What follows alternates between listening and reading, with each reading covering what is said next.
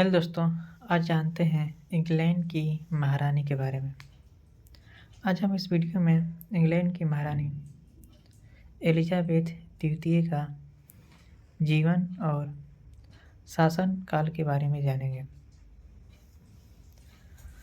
महारानी ने ब्रिटिश इतिहास में किसी भी अन्य सम्राट की तुलना में अधिक समय तक शासन किया और दुनिया भर में एक बहुत सी प्रिय और सम्मानित व्यक्ति बन गए। 70 से अधिक वर्षों तक महारानी राष्ट्रमंडल की एक समर्पित प्रमुख रहे, जिन्होंने दुनिया भर में 2 अरब से अधिक लोगों को जोड़ा। जब महारानी ने मात्र 25 वर्ष की आयु में राज सिंहासन ग्रहण किया तो उनका जीवन रातों रात एक युवा नौसैनिक, पत्नी और मां से एक व्यस्त राष्ट्राध्यक्ष में बदल गया। उन्हें अपने कर्तव्य बोध और सेवा के प्रति समर्पण के लिए जाने लगा और संकट और उत्सव दोनों के समय वे यूके और राष्ट्रमंडल के लिए एक महत्वपूर्ण व्यक्ति थे। यूके और विदेशों में यात्रा करना महारानी के कामकाजी जीवन का एक बहुत ही बड़ा हिस्सा रहा। रानी बनने से पहले उन्होंने कहा था, मेरे पिता के सबसे बड़े से लेकर सबसे छोटे तक के किसी भी व्यक्ति को मैं बधाई नहीं देना चाहती। अपने शासनकाल के दौरान उन्होंने यूके के हर क्षेत्र और हर जगह का दौरा किया और कई बार वहां लौटी। यद्यपि महारानी का अधिकांश दैनिक कार्य जीवन ब्रिटेन और राष्ट्रमंडल के मंत्रियों और प्रतिनिधियों के साथ संपर्क में बीता, लेकिन उनकी अनेक आधिकारिक यात्राओं के दौरान इन स्थानों पर उनकी उपस्थिति ही वहां रहने वालों के लिए सर्वाधिक महत्व रखती थी।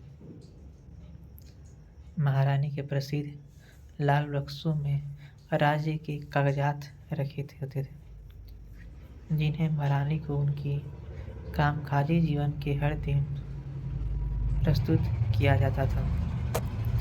उनके कर्तव्यों में औपचारिक रूप से संसद के अधिनियमों या कानूनों में विधेयकों को शामिल करना था।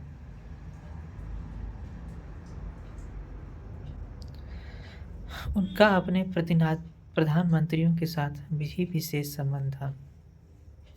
वह उनसे नियमित, आमतौर पर साप्ताहिक आधार पर मुलाकात करती थी।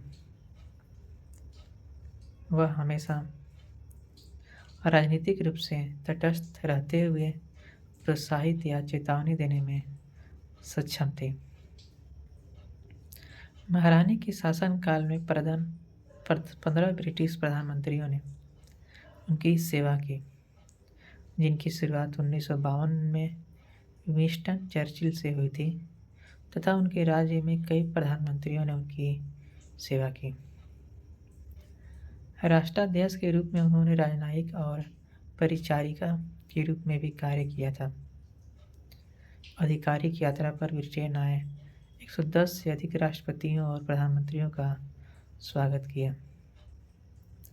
महारानी सार्वजनिक और स्वैच्छिक सेवा को अपने काम के सबसे महत्वपूर्ण तत्वों में से एक मानती थी। महारानी के शाही संरक्षक या अध्यक्ष के रूप में 500 से ज़्यादा चैरिटी, पेशेवर निकायों और सार्वजनिक सेवा संगठनों से संबंध थे। इनमें सुस्थापित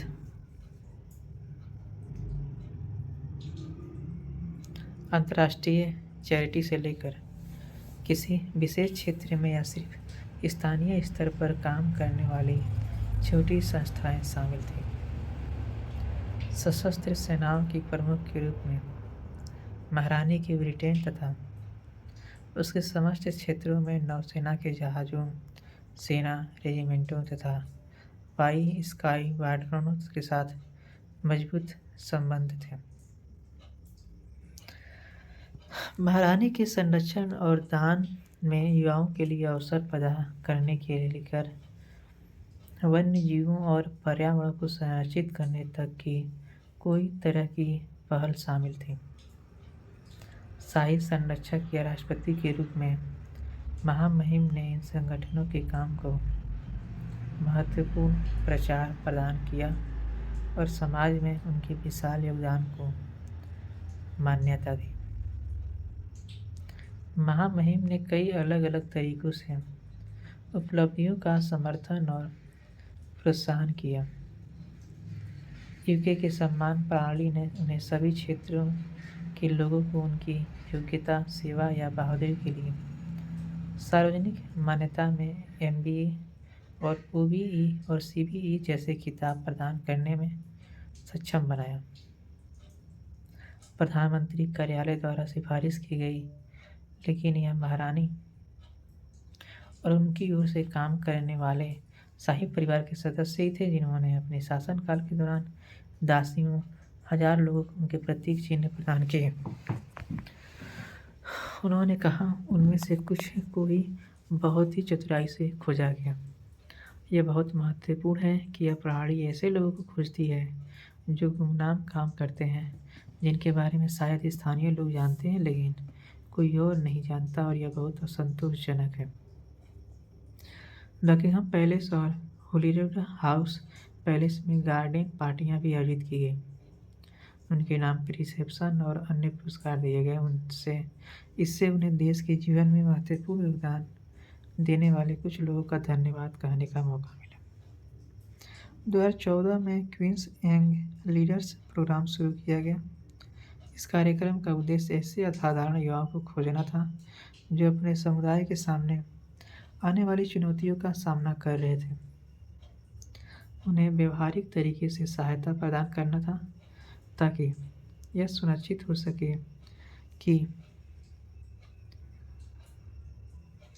वे अपनी क्षमता तक पहुंच सकें।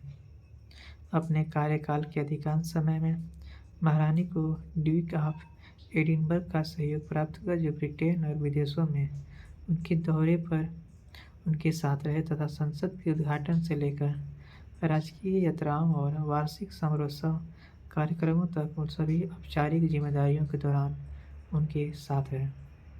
महारानी ने रानी के रूप में अपने कर्तव्यों का निर्वहन करते हुए 4 बच्चों का पालन पोषण किया तथा बाद में शाही परिवार के पोते पोतियों और परपोतों का स्वागत किया। ड्यूक ऑफ एडिनबर्ग उनके अपने शब्दों में उनके शासनकाल के दौरान उनकी ताकत और सहारा थी, जबकि शाही परिवार के अन्य